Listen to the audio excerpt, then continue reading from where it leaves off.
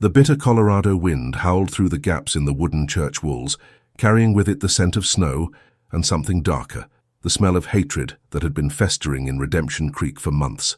Aiyana sat rigid in the back pew, her small hands folded tightly in her lap, dark eyes fixed on the crude wooden cross that dominated the front of the church. The rough wool dress they'd forced her to wear scratched against her skin, a constant reminder of everything they'd taken from her. "Brothers and sisters," Reverend Whitmore's voice boomed from the pulpit, his pale face flushed with religious fervor. "We gather today not just to worship, but to witness the Lord's work in civilizing the savage among us." 100 pairs of eyes turned toward Aiyana, and she felt their weight like stones pressing down on her chest. Mrs. Henderson, the banker's wife, clutched her pearls and whispered something poisonous to the woman beside her. Old Tom Mitchell spat tobacco juice into a tin cup, his weathered face twisted with disgust. Even the children stared, their innocent faces already learning the lessons of hate their parents taught so well. "The child has been with us for 3 months now," the Reverend continued, his grey eyes finding Aiyana's across the crowded church. 3 months of Christian teaching, of proper meals, of learning to read the good book, and yet, he paused dramatically, letting the silence stretch like a taut rope. "Yet she clings to her heathen ways like a drowning woman clings to driftwood." Aiyana's jaw tightened. In her mind, she could hear her grandmother's voice singing the ancient songs, could smell the sage smoke from the sacred fires. They called it heathen, but it was the breath of her people, the heartbeat of her ancestors. She would not let them take that from her, no matter what they did. "Stand up, child," Reverend Whitmore commanded, his voice cutting through the winter air like a blade. Slowly, Aiyana rose to her feet, her chin lifting defiantly. The congregation murmured, a sound like distant thunder rolling across the plains. Some of the men shifted in their seats, hands instinctively moving toward the guns they wore even to church. This was the frontier, where death could come as easily as Sunday morning. "Tell us, Aiyana," the Reverend said, her Cherokee name rolling off his tongue like a curse. "Tell us you renounce the savage beliefs of your people. Tell us you accept Jesus Christ as your Savior and reject the devil worship of your tribe." The church fell silent except for the wind outside and the creak of old wood. Aiyana felt the weight of 100 stares, felt the hatred rolling off them in waves. But beneath it all she heard something else, a sound so faint it might have been her imagination. The call of a red-tailed hawk, her brother's signal from their childhood games.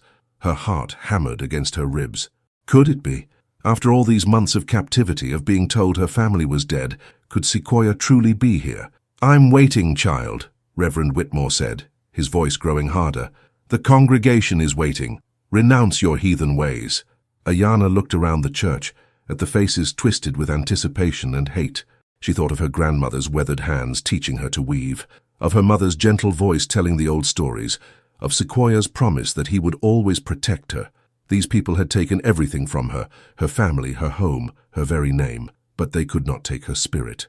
"No," she said quietly, her voice carrying clearly in the silent church. The word hit the congregation like a physical blow. Men leaped to their feet, women gasped and clutched their children closer. The murmur grew to a roar, and suddenly the church was filled with angry voices. "Ungrateful, savage! After all we've done for her, she's beyond saving." Reverend Whitmore raised his hands for silence, but the damage was done. The careful veneer of Christian charity had cracked, revealing the ugly truth beneath. These people didn't want to save her soul. They wanted to break her spirit, to prove their superiority over what they saw as a lesser race. "Perhaps," the Reverend said, his voice now cold as the winter wind, "stronger measures are needed.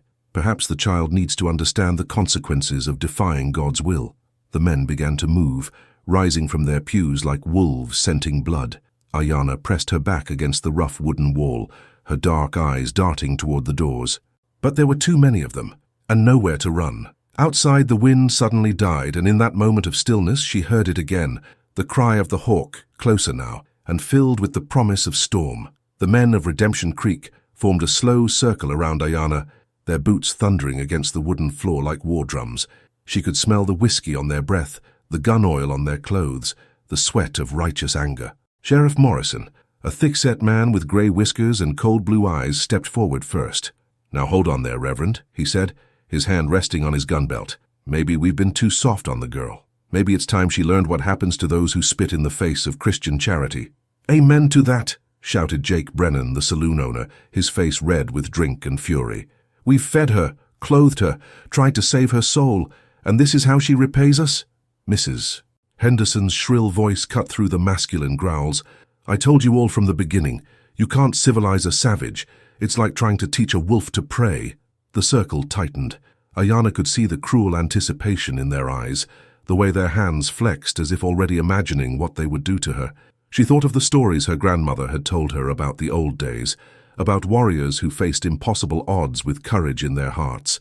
She lifted her chin higher, refusing to show them her fear. "What exactly are you proposing, Sheriff?" Reverend Whitmore asked, though his tone suggested he already knew and approved. "Well," Morrison said, spitting into the corner, "seems to me a public correction might be in order. Show the other Indians in the territory what happens when you reject the Lord's mercy." The church erupted in agreement.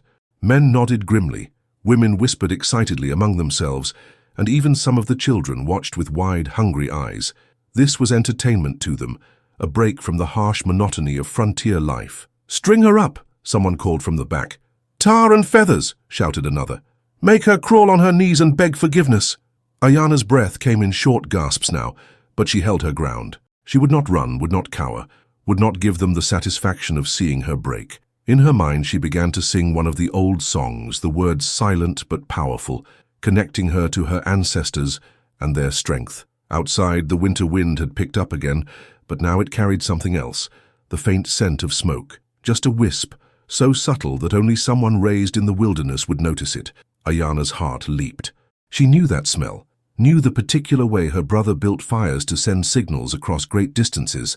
Sheriff Morrison was reaching for her arm when the first window exploded inward. A flaming arrow streaked through the shattered glass, embedding itself in the wooden wall just inches from the Reverend's head. The congregation screamed and scattered, some diving under pews, others rushing toward the doors. But before they could reach them, another arrow flew through the opposite window, and then another. "Indians!" someone screamed. "We're under attack!" The panic was immediate and total. Men drew their guns, women gathered their children, and the careful order of the church service dissolved into chaos. But Aiyana stood perfectly still in the center of it all, a small island of calm in the storm of terror. She knew these weren't random attacks. Each arrow was placed with precision, designed to frighten rather than kill. This was Sequoyah's work, and she felt a fierce pride surge through her chest. Her brother had come for her, just as he'd promised all those years ago when they were children playing in the streams of their mountain home. "Everyone stay calm," Sheriff Morrison bellowed, but his voice was lost in the screaming. "Get to the doors, form a defensive line." But as the congregation rushed toward the exits, they found their way blocked. More arrows flew through the windows, forcing them back into the center of the church. The smoke was thicker now, and through the broken windows, they could see orange flames dancing in the darkness outside. "He's trapped us!" Jake Brennan shouted, his face pale with terror. "The savage has trapped us in our own church." Reverend Whitmore's composure finally cracked. "This is about the girl," he screamed, pointing an accusatory finger at Aiyana. "She's brought this curse down upon us. She's called her heathen devils to destroy God's house." The crowd turned toward her with renewed fury, but now their anger was mixed with fear. They were trapped, and they knew it. The very building they'd thought was their sanctuary had become their prison. Through the smoke and chaos, Aiyana heard something that made her heart soar. The sound of her brother's voice, calling her name in Cherokee across the night. He was close now, very close, and soon this nightmare would end. But first, she had to survive the next few minutes, trapped in a church with 100 terrified, angry settlers who blamed her for their predicament. The real test was just beginning. The smoke was getting thicker, seeping through the broken windows and under the church doors like ghostly fingers. Sheriff Morrison coughed violently as he tried to maintain order, but the congregation had devolved into a mob driven by panic and rage. The orange glow from outside painted their faces in hellish light, making them look like demons in their own house of worship. "Grab the girl," Morrison shouted over the chaos. "She's our bargaining chip. If we have her, maybe the savage will let us go." Several men lunged toward Aiyana, but she was ready. Years of living in the wilderness had taught her to move like water, flowing around obstacles rather than fighting them directly. She ducked under Tom Mitchell's grasping arms, spun away from Jake Brennan's clumsy grab, and found herself pressed against the far wall near the altar. "You little vixen!" Mrs. Henderson shrieked, her carefully pinned hair now wild around her face. "This is all your fault. You've brought the devil himself to our door." Through the smoke and screaming, Aiyana heard a new sound, the splintering of wood. Her brother was working his way closer, using the fire as cover while he systematically blocked the settlers' escape routes. She could picture him moving through the darkness like a shadow, his war paint streaked across his face, his movements silent as a hunting cat. Suddenly the main door burst open, and fresh air rushed in, clearing some of the smoke. For a moment the congregation surged toward the exit, desperate to escape the choking interior. But their relief was short-lived. Sequoyah stood silhouetted in the doorway, his tall frame backlit by the flames he'd set in the churchyard. He wore traditional Cherokee war dress, buckskin leggings, a breechcloth, and a vest decorated with porcupine quills. His long black hair was braided with eagle feathers, and his face was painted with the sacred symbols of his clan. In his hands, he held a rifle, and at his belt hung a tomahawk that gleamed in the firelight. "My sister," he said in heavily accented English, his voice carrying across the silent church. "I have come for my sister." The congregation froze, caught between the fires outside and the warrior in their midst. Some of the men still had their guns drawn, but none dared to raise them. They had heard the stories of Cherokee warriors, of their skill in battle and their fierce loyalty to family. This was no random raid. This was a brother's vengeance. "Now see here, Indian," Sheriff Morrison said, trying to summon his authority even as his voice shook. "That girl is under the protection of the United States government. She's being civilized, made into a proper Christian. You can't just—" "Civilized?" Sequoyah's laugh was like the growl of a mountain lion. "You mean broken. You mean stripped of everything that makes her who she is." His dark eyes found Aiyana across the church, and for a moment, his stern expression softened. "I see you, little hawk. Are you hurt?" Aiyana shook her head, not trusting her voice. She had dreamed of this moment for months, but now that it was here, she could hardly believe it. Her brother, her protector, her teacher, her closest friend, had kept his promise. He had found her. "Good," Sequoyah said, his attention returning to the crowd. "Now I will take her home." "Like hell you will," Jake Brennan snarled, his fear making him reckless. "We didn't spend 3 months feeding and housing that little savage just to hand her over to another one." Sequoyah's expression didn't change, but something dangerous flickered in his eyes. "You fed her, you housed her, you took her from her family, from her people, from everything she knew and loved. You forced her into your clothes, your language, your God, and you call this kindness." "We were saving her soul," Reverend Whitmore protested, though he stayed well back from the warrior. "Teaching her the ways of civilization." "Civilization." Sequoyah spat the word like a curse. "Your civilization builds walls to keep people apart. Mine builds bridges to bring them together. Your civilization takes children from their mothers. Mine honors the bonds of family above all else." The smoke was getting thicker again, and some of the settlers were beginning to cough. The fires outside were spreading, not toward the church, but in a careful pattern designed to contain the congregation without actually harming them. It was a masterful display of tactical thinking, using fear and confusion rather than violence to achieve his goal. "You're outnumbered 100 to 1, Sheriff Morrison said, though his voice lacked conviction. "Even if you are a warrior, you can't fight us all." Sequoyah smiled, and it wasn't a pleasant expression. "I don't need to fight you all. I just need to keep you here until my sister is safe. And these fires—" He gestured toward the windows where orange light danced. "They will burn for hours, long enough for the territorial marshal to arrive and ask some very uncomfortable questions about why a Cherokee girl was being held against her will." The threat was clear. The settlers had acted outside the law, taking Aiyana without proper authority. If word got out, there would be consequences, legal, political, and social. The federal government was already under pressure to reform its treatment of Native Americans, and a story like this could bring unwanted attention to their frontier town. "What do you want?" Morrison asked finally, his shoulders sagging in defeat. "I want my sister," Sequoyah said simply.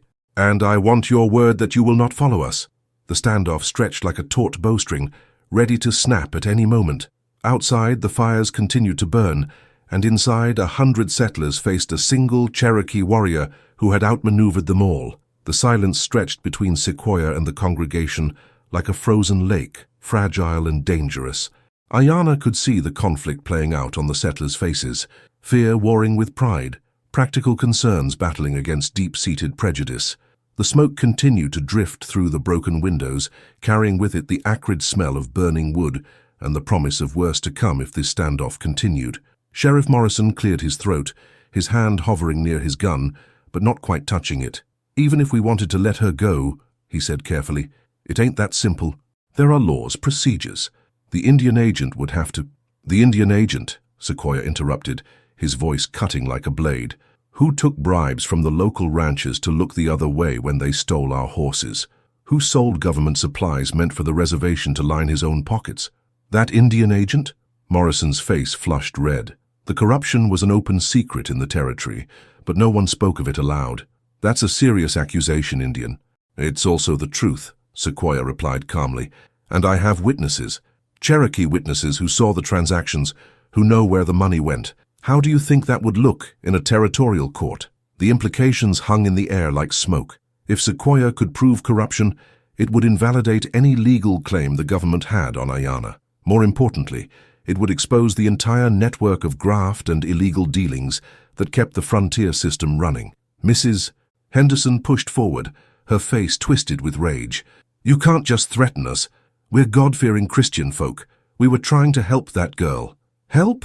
Aiyana spoke for the first time since the confrontation began, her voice clear and strong despite the smoke. "You call it help to tear me from my family? To forbid me from speaking my own language? To beat me when I sang my grandmother's songs?" A murmur ran through the congregation. Some looked uncomfortable. They had heard rumors about the Reverend's harsh methods but had chosen to ignore them. Others hardened their hearts, convinced that such measures were necessary to civilize the child. "She's lying," Reverend Whitmore protested, but his voice was shrill with panic. "I never laid a hand on her. I was saving her soul." "Like you saved Running Bear's soul?" Sequoyah asked quietly. "Before he died of fever in your cellar?" The church fell silent. Running Bear had been another Cherokee child, taken the year before Aiyana. The official story was that he had died of natural causes, but there had been whispers, rumors about neglect and abuse. Now, with Sequoyah's words, those whispers took on new and terrible meaning. "That boy was sick when he came to us," Whitmore said, but his voice lacked conviction. "We did everything we could.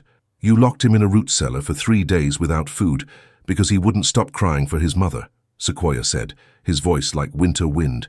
"He died calling her name." The accusation hit the congregation like a physical blow. Some of the women gasped, covering their mouths in horror. Even some of the men looked uncomfortable, shifting their weight and avoiding eye contact.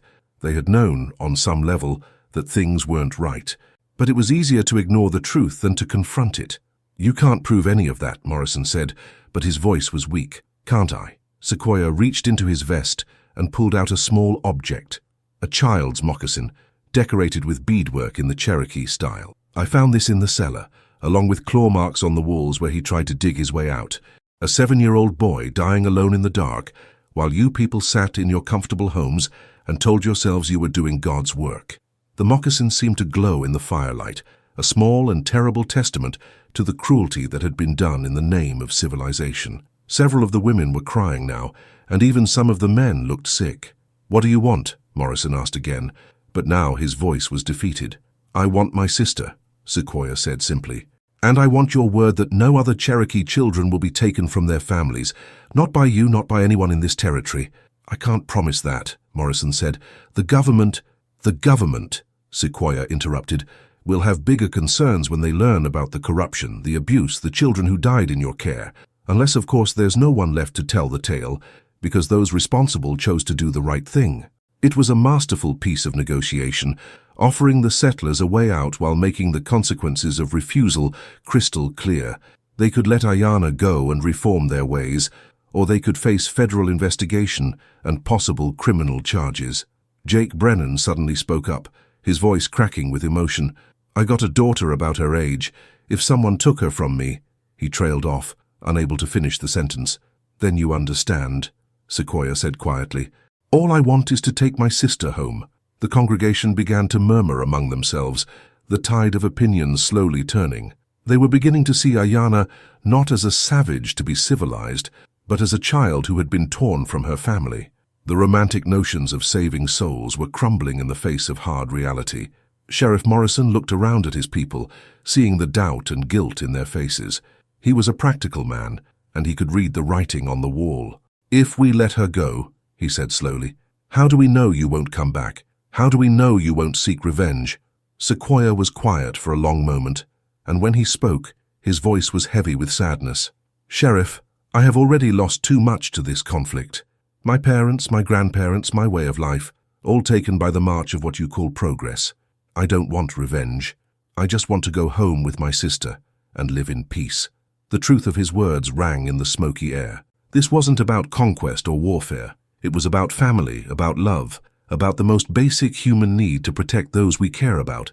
Even the most prejudiced among them could understand that. "All right," Morrison said finally. "Take her. But if there's any trouble, there won't be," Sequoyah assured him. "You have my word."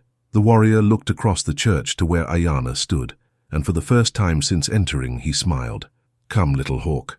It's time to go home." Aiyana took her first steps toward freedom on trembling legs, the rough wool dress feeling heavier with each movement. The congregation parted before her like water, some watching with newfound shame, others with lingering resentment. She kept her eyes fixed on Sequoyah's face, afraid that if she looked away, this moment might prove to be just another dream. When she reached him, her brother's calloused hand touched her cheek gently, his thumb wiping away a tear she hadn't realized was falling. "You are so much stronger than I remembered, little hawk," he said in Cherokee, his voice thick with emotion. "I knew you would come," she whispered back in their native tongue. "Even when they told me you were dead, I knew." Behind them, the congregation watched this tender reunion with a mixture of emotions. Some felt the first stirrings of genuine remorse, beginning to understand the magnitude of what had been done. Others remained hardened, convinced that they had acted righteously despite the outcome. Reverend Whitmore stepped forward, his face pale but determined. "Wait," he said, his voice carrying across the smoky church. I want to say something." Sequoyah tensed, his hand moving instinctively toward his tomahawk, but Aiyana placed a gentle hand on his arm. "Let him speak, brother," she said quietly. The Reverend's hands shook as he clasped them behind his back. "I believed I was doing God's work," he said, his voice barely above a whisper. "I believed that by bringing you into our faith, I was saving your soul. But I see now that I was wrong, not about God's love, but about how to share it." He looked directly at Aiyana, and she saw genuine anguish in his eyes. "I'm sorry, child. I'm sorry for what I did to you, and to Running Bear, and to all the others. I thought I was building a bridge between our peoples, but I was only building walls." Aiyana studied his face for a long moment, seeing the truth of his words in his expression. "My grandmother taught me that forgiveness is a gift we give ourselves, not to our enemies," she said finally. "I forgive you, Reverend, but forgiveness doesn't erase consequences." Whitmore nodded, understanding. "I'll resign my position, and I'll write to the territorial governor about what happened here. It's time for the truth to come out." Sheriff Morrison stepped forward, his badge glinting in the firelight. "I'll back your report, Reverend, and I'll make sure no more children are taken from their families in this territory. Not while I'm sheriff." "Words are wind," Sequoyah said quietly, "but actions echo through generations. I will be watching." The warning was clear, but not malicious. It was the promise of a protector, someone who would ensure that the changes promised were actually implemented. As they moved toward the door, Jake Brennan suddenly called out, "Wait!" He hurried over, carrying a small bundle. "Some of her things," he said awkwardly. "Personal items from when she first came, thought she might want them back." Aiyana accepted the bundle with trembling hands, feeling the familiar weight of her mother's silver bracelet and the small medicine pouch her grandmother had given her. They had taken everything from her, but somehow these precious items had survived. "Thank you," she said simply, and meant it. The night air was sharp and clean after the smoke-filled church. The fires Sequoyah had set were already beginning to die down. Their purpose served. In the distance they could hear the sound of horses, backup that would never be needed now. As they walked through the town, windows began to glow with lamplight as people emerged from their homes, drawn by the smoke and commotion. Some watched with curiosity, others with relief that the crisis had passed peacefully. Children peered from doorways, their wide eyes taking in the sight of the Cherokee warrior and the girl who had defied an entire congregation. At the edge of town, 2 horses waited in the shadows, Sequoyah's warhorse and a smaller mare that had once belonged to their father. Aiyana's breath caught as she recognized the familiar markings, the gentle eyes that had carried her through so many childhood adventures. "Moonbeam," she whispered, running her hands over the mare's neck. "I thought I'd never see you again." "She's been waiting for you," Sequoyah said, helping her mount. Every morning she looks toward the rising sun, as if she knows you're out there somewhere. As they rode away from Redemption Creek, Aiyana looked back one last time at the church, its windows still glowing with firelight. She thought of the people inside, wrestling with their consciences, and wondered if real change would come from this night's events. Only time would tell. The winter stars were brilliant overhead, and somewhere in the distance an owl called, a sound that meant home to Cherokee ears. Sequoyah began to sing softly, one of the old traveling songs that their people had sung for generations. Aiyana joined her voice with his, the melody rising into the night air like smoke from a sacred fire. Behind them, the lights of the town grew dim and finally disappeared. Ahead lay the long journey home, to the hidden valleys where their people still lived according to the old ways. It would be a hard path, full of dangers and challenges, but they would face it together.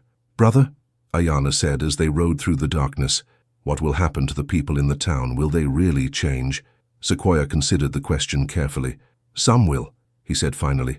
"Others will not. But seeds of truth were planted tonight, little hawk. Whether they grow depends on the choices those people make in the days to come." As they rode on through the starlit night, both siblings carried with them the knowledge that their actions had changed something fundamental in Redemption Creek. The fire Sequoyah had lit outside the church had been small compared to the flame of understanding he had kindled in human hearts. And perhaps, in the end, that was the most important victory of all. The Cherokee warrior and his rescued sister disappeared into the vast wilderness, carrying with them the hope that even in the darkest times, courage and love could still triumph over hatred and ignorance. Their story would be told around fires for generations to come, a reminder that family bonds are stronger than any force that seeks to divide us.